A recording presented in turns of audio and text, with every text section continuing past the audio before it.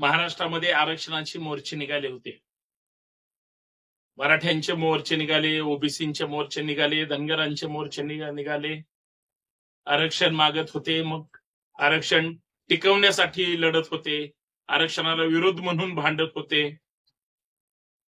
आता ते सगळे लोकसभेच्या निवडणुकांमधून हळूहळू दिसतील किंवा दिसणार नाही, किंवा हळूहळू समाजामध्ये त्या त्या जातीमध्ये त्या त्या पक्ष संघटनेमध्ये लोक आता विभागले जातील. पण लोकांनी हेही ठरवलंय, आरक्षण मिळवणाऱ्यांच्या पाठीशी त्या ठिकाणी उभं राहिलं पाहिजे, आणि जे आरक्षणाचं गाजर दाखवतायत किंवा भूलतापांना बळी पाडतायत त्यांच्यापासून दूर राहिलं पाहिजे, किंवा या निवडणुकीत बदला घेतला पाहिजे. आणि अशीही काही लोक आहेत की आता निवडणुकांमध्ये तुम्हाला तुमची जागा दाखवू. परंतु अशीही काही माणसं आहेत ज्यांनी आरक्षणाचा लाभ घेतला किंवा दाखला मिळाला किंवा 5-10 वर्ष आरक्षणाचा लाभ घेतायत, त्यांना तुमच्या संघर्षाचं देणं घेणं नाही. तुमच्या संघर्षात ते यायला पण तयार नाहीत. होय, माझा भाऊ लढतोय म्हणून मी गेलं पाहिजे, अजिबात नाही. आता ही सगळी माणसं लोकसभेच्या निमित्ताने मला प्रश्न पडला की यांची भूमिका काय असेल? लोकशाही वाचवणाऱ्यांच्या सोबत असतील किंवा हुकुमशाही आणणाऱ्यांच्या सोबत असतील?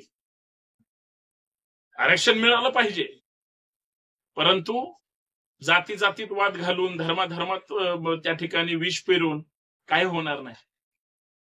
आरक्षण मागणाऱ्या किंवा लढणाऱ्या नेत्याला बदनाम करून तुमचं किती दिवस त्या ठिकाणी दुकान चालणार? नाही चालणार. पण हीच नेते आता जर जातीवर उतरले तर राजकीय पक्षांचं तर असतं, त्यांना हेही पाहिजेत आणि हेही पाहिजेत.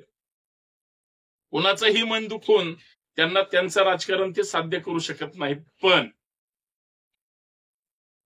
ह्या सगळ्या राजकीय घडामोडीमध्ये कोण नेता कुणाला जवळ करतोय, तो कोण नेता कुणाला दूर लोटतोय, हेही याच महाराष्ट्रामध्ये प्रत्येक जणांनी पाहिलंय. मित्रांनो, बदला घेण्याची वेळ नक्कीच आली.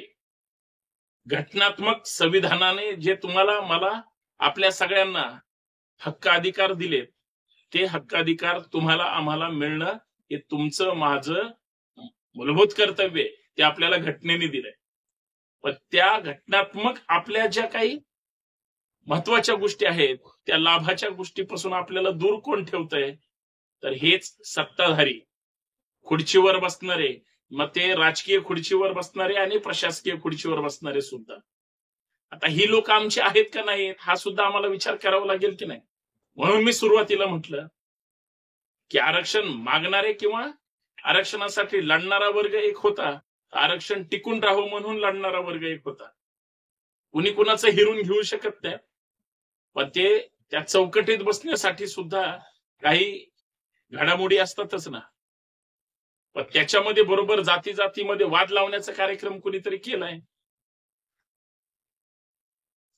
आज अशी परिस्थिती आहे, तुम्ही कुठल्याही गाव खेड्यात जा, शहरात जा, तालुक्यात जिल्ह्यात जा, एखाद्याला एखाद्याचं नाव विचारलं तरी तो जातीवरून विचारतो, कुठल्या जातीचा असेल आहे.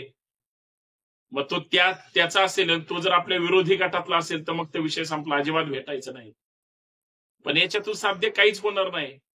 ज्यावेळेस तुम्हाला ठेच लागेल त्यावेळेस तोच, तुम्ही ज्याला भेटायला तयार नाही तोच पळत येणारे आणि तुम्हाला विचारणारे, भाऊ काय झालं? ही जी दरी निर्माण करण्याचं काम काही विशिष्ट वर्ग करतोय, विशिष्ट लोक करतायत. मला असं वाटतं, मला तुम्हाला या माध्यमातून हेच सांगायचंय, यांच्यापासून सावध तर राहिलंच पाहिजे. पण जे लोकशाही विरोधी, संविधान विरोधी आणि खास करून तुमच्या आमच्या हक्क अधिकाराच्या विरोधी जे कामं करतात ना, ते सुद्धा तपासले पाहिजे. ही माणसं कोण आहेत? गावगाड्यातल्या लोकांना सगळंच माहित असतं, अशातला काय भाग नाही. त्यांना फक्त जे सांगितलंय तेच फक्त त्या कानाने ऐकून पुढे चालतात.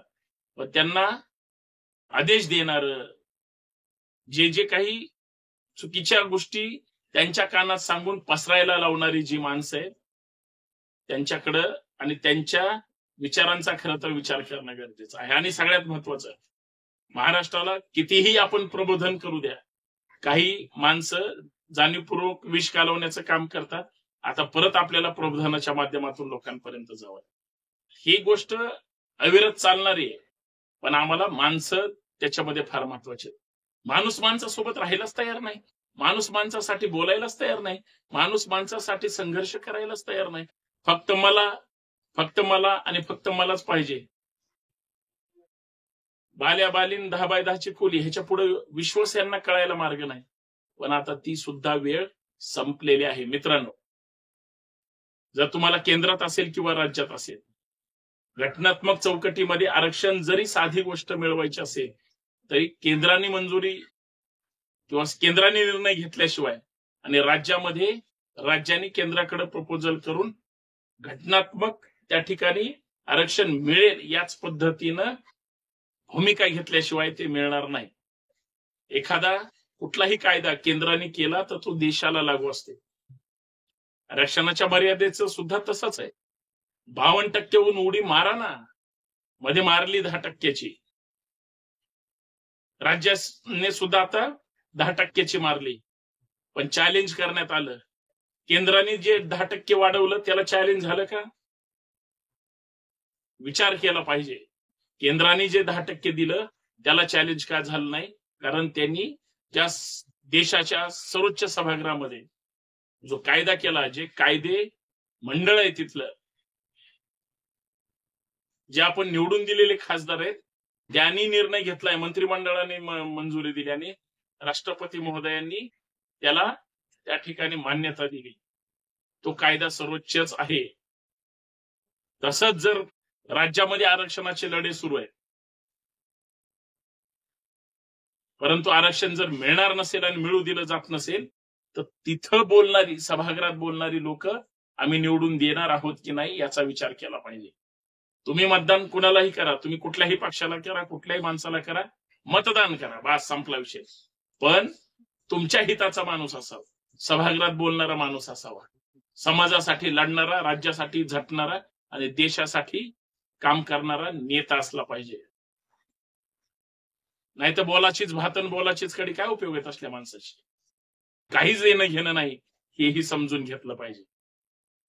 म्हणून मला एवढंच वाटतं आणि एवढंच सांगावंसं वाटतं की या देशात लढणाऱ्या लोकांना आता संधी आहे. तुमचे कोण, आपले कोण आणि परके कोण, ते जाती धर्माच्या उतरंडी थोड्या बाजूला ठेवा. भारतीय म्हणून आता देश वाचवण्यासाठी विचार करा, राज्य वाचवण्यासाठी विचार करा. सगळे एकत्र राहिले पाहिजेत, गुण्या गोविंदाने जगले पाहिजेत, इथंच नांदले पाहिजेत, सुख दुःखात एकत्र आले पाहिजेत. अशी लोकशाही मजबूत करून तुमच्या माझ्या हक्काचं मिळालं पाहिजे, यासाठी प्रयत्न केला पाहिजे. हाच महत्वाचा विचार आहे. धन्यवाद. जय जिजाऊ, जय शिवराय, जय महाराष्ट्र, जय संविधान.